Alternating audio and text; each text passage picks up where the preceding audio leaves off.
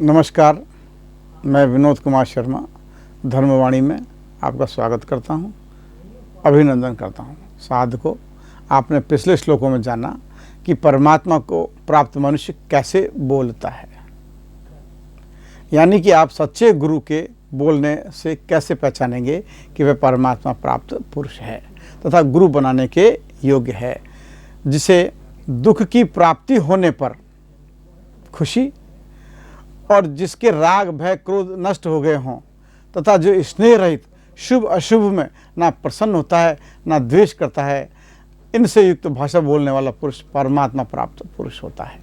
अर्जुन का तीसरा प्रश्न यह है कि वह कैसे बैठता है। इसका उत्तर भगवान 58वें श्लोक में इस प्रकार दे रहे हैं।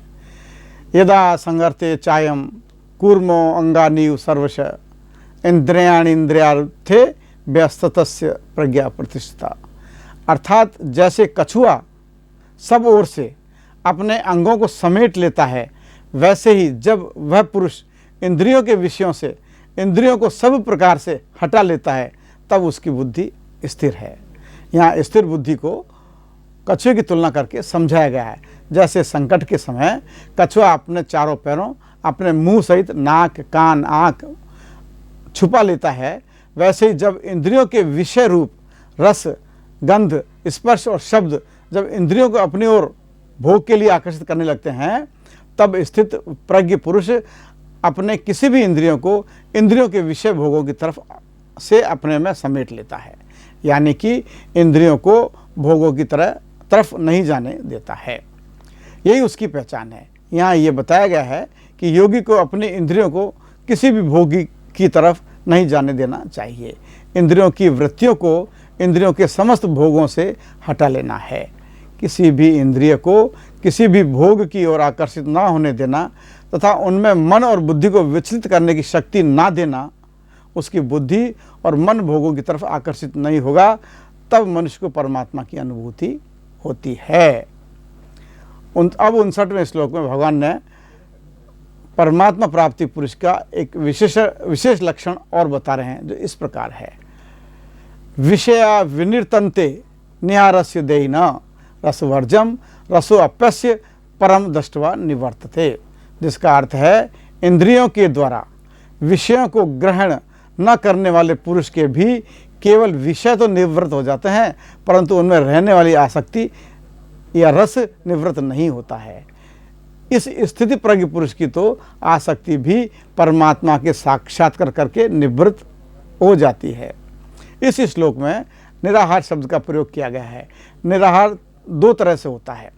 एक, अपनी इच्छा से भोजन का त्याग कर देना अथवा बीमारी आने पर भोजन का त्याग हो जाना। दूसरा, संपूर्ण विषयों का त्याग करके एकांत में बैठ जाना, अर्थात इंद्रियों को विषयों से हटा लेना। यहाँ इंद्रियों को विषयों से हटाने वाले साधक के लिए ही निराहार शब्द का प्रयोग हुआ है। रोगी के मन में यह रहता है कि क्या करूं, शरीर में पदार्थों का सेवन करने का सामर्थ्य नहीं है, इससे मेरी परवशता है, परंतु जब मैं ठीक हो जाऊंगा, शरीर में शक्ति आ जाएगी, तब मैं पदार्थों का सेवन करूंगा। इस तरह उसके भीतर पदार्थों का त्याग करने के बाद भी रस बुद्धि रहती है।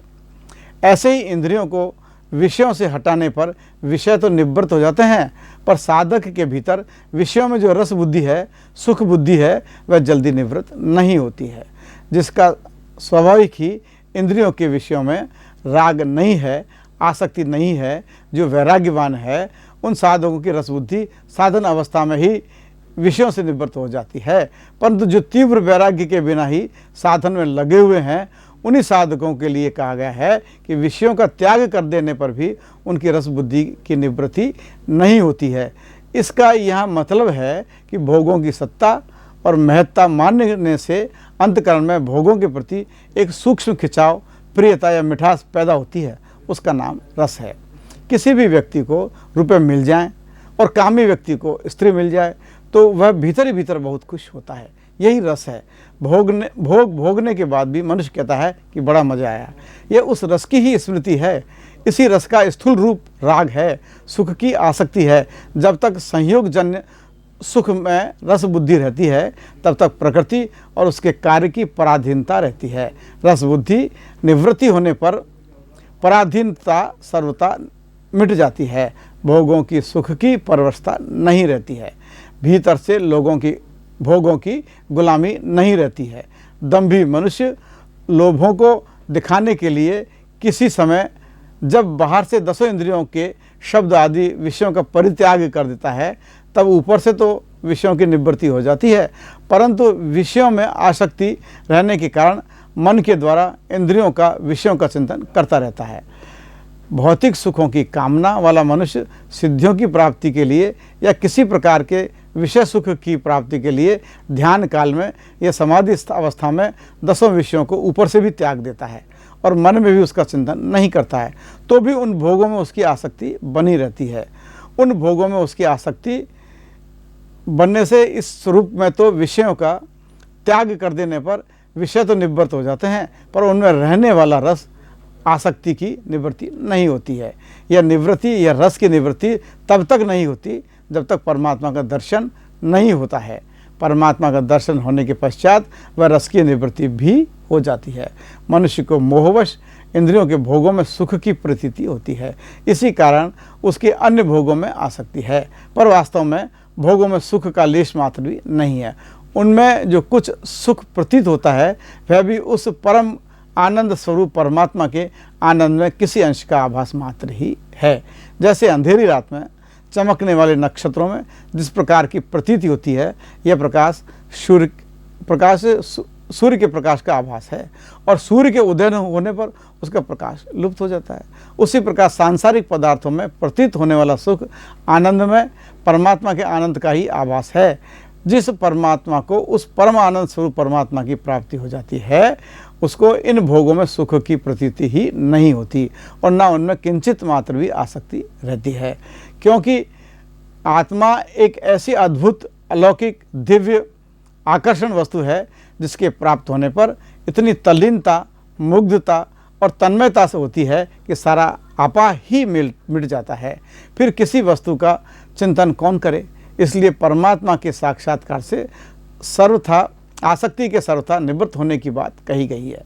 इस प्रकार परमात्मा प्राप्त व्यक्ति के बाहरी आवरण और उसके अंतकरण में किसी प्रकार की आसक्ति सांसारिक पदार्थों के संदर्भ में नहीं रहती है।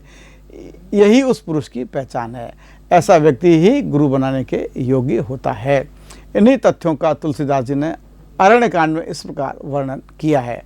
ऊषर वर्ष तृण नहीं जामा, जिमि हरि जन ही उपजन कामा, विविध जंतु संकुल मही भ्राजा, प्रजा बाढ़ जिमि पाई सुराजा, जयता रहे पथिक थकी नाना, जिमि इंद्रिय गण उपजे नाना, तजी माया से यहीं पर लोका, मिटई सकल भव संभव शोका, देह धरे कर यह फल भाई, भजिए राम सब काम बिहाई, जब लगी कुशलन जीव कहूँ सपने मन विश्राम, जब लगी भजत ने राम कहूँ शोक धाम तज काम, जब लगी हृदय बसत खल नाना, लोभ मोह मच्छर मदमाना, तब लगी उरन बसत रघुनाथा, धरे चाप सायग कटिभाता। जिनका भाव है कि ऊसर में वर्षा होती है पर वहाँ घास नहीं होती, जैसे हरि भक्त के हृदय में काम उत्पन्न नहीं होता। पृथ्वी अनेकों तरह के जीवों से भरी हुई है, उसी तरह शोभायमान है जैसे सूरज पाकर प्रजा की वृद्धि होती है। जहाँ तहाँ अनेक पथिक थक कर ठहरे हुए हैं, जैसे ज्ञान प्राप्त होने पर इंद्रियां शिथिल होकर विषयों की ओर जाना छोड़ देती है।